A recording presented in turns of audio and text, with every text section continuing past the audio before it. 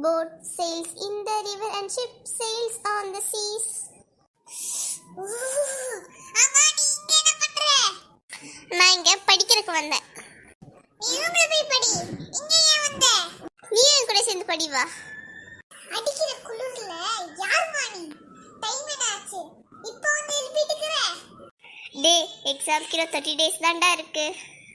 இப்போ இருந்து prepare பண்ணாதான்டா exam ஈஸியா இருக்கும். இன்னும் ஒரு மாசம் இருக்குது.